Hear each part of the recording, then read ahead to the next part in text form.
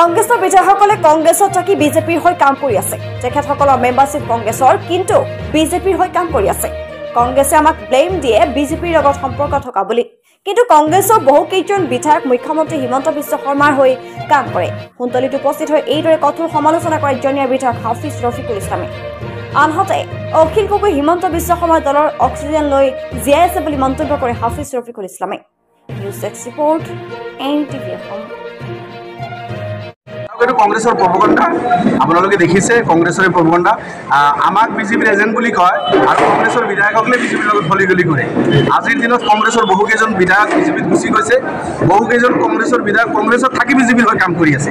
তেখেতসকলৰ মেম্বাৰশ্বিপ কংগ্ৰেছৰ, ৰহাৰ বিধায়ক মেম্বাৰশ্বিপ কংগ্ৰেছৰ বিজেপিৰ হৈ কাম কৰি আছে। কমলাক্ষ প্ৰকাশটো কংগ্ৰেছৰ বিধায়ক হৈ আছে, বিজেপিৰ হৈ কাম কৰি আছে। বসন্ত দাস কংগ্ৰেছৰ বিধায়ক, বিজেপিৰ হৈ কাম কৰি আছে। সিদ্দিক আহমেদ কংগ্ৰেছৰ বিধায়ক, কংগ্ৰেছৰ হৈ কাম কৰি থকা নাই। শ্বেৰমান আলী কংগ্ৰেছৰ বিধায়ক, কংগ্ৰেছৰ কাম কৰি থকা নাই। তো কংগ্ৰেছে আমাক ব্লেম দিয়ে বিজেপিৰ লগত সম্পৰ্ক থকা বুলি, আৰু কংগ্ৰেছৰ বহুকেইজন বিধায়ক অলৰেডি বিজেপিত যোগদান কৰিলে, দুৰ্নীতিবোৰ এজনো বিজেপিত যোগদান কৰা নাই। আৰু কংগ্ৰেছৰ এতিয়াও বহুকেইজন বিধায়ক আছে হেমন্ত বিশ্বৰ ইংগিতত তেখেতসকলে কাম কৰে। গতিকে এইটো সম্পূৰ্ণ প্ৰপগণ্ডা কংগ্ৰেছৰ আৰু ভিত্তিহীন মিছা অভিযোগ। কোনো এটা পলিটিকেল পাৰ্টি অসমৰ 126টা সমষ্টিত যাব পাৰে, তাত আমাৰ আপত্তি নাই, ক'ব লগা একো নাই। কিন্তু আমি লক্ষ্য কৰিছোঁ অখিল গগৈ যি সময়ত আহি বিজেপিক খেদিব লাগিব, বিজেপিৰ সমষ্টিত নাযায়। বিজেপিক খেদিব বিচাৰিলে য'ত বিজেপিৰ ভেটি আছে তাত যাব লাগিব।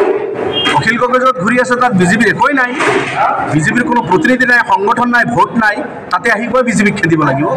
অখিল গগৈৰ প্ৰয়োজন আছিল কাৰ্বি আংলঙত যাব লাগিছিল, ডিমা হাছাওত যাব লাগিছিল, বাক্সাত যাব লাগিছিল, কোকৰাঝাৰত যাব লাগিছিল, যোৰহাট, তিনিচুকীয়া, গোলাঘাট, শিৱসাগৰ, লখিমপুৰ, শিলচৰ, এই জিলাবিলাকত বিজেপিৰ ভেটি মজবুত। তাত গৈ অখিল গগৈ কাম কৰিব লাগিছিল, তাত অখিল নাই। আৰু য'ত বিজেপি নাই তাত আহি গৈ বিজেপি খেদিব লাগিব। আচ্ছা, আমাৰ অঞ্চলবিলাকত আহি অখিল গগৈ কয় হিন্দু মুছলমান এক হ'ব লাগে। আমিতো একে আছোঁ। আমাৰ এই অঞ্চলবিলাকত হিন্দু মুছলমান আমি একেলগে থাকোঁ, কোনো কাজিয়া নাই। কিন্তু আপাৰ আছামত য'ত লৱাৰ অসমৰ এই শ্ৰমজীৱী মানুহখিনিক পিটি ফালি দিলে, পিটি অখিল গগৈ তাতে কথা নুফুটিল, অখিল গগৈৰ মুখেদি কথা নোলালে। অখিলৰ সমষ্টিৰ পৰা লৱাৰ অসমৰ লেবাৰবিলাকক পিটি খেদি দিলে, অখিলে সন্মুখত থিয় নিদিলে, অখিলে প্ৰটেকশ্যনৰ কথা দাবী নকৰিলে, অখিলে কোনো আন্দোলন নকৰিলে। এইটো হ'ল অখিলৰ চৰিত্ৰ। মই ভাবোঁ এইবিলাক মানুহে বুজি পাব, অখিলে এক্সপ'জ হ'ব। অখিলে মুখ্যমন্ত্ৰীৰ অক্সিজেন লৈ ঘূৰি আছে, সেইকাৰণে এই চব কৈ আছে।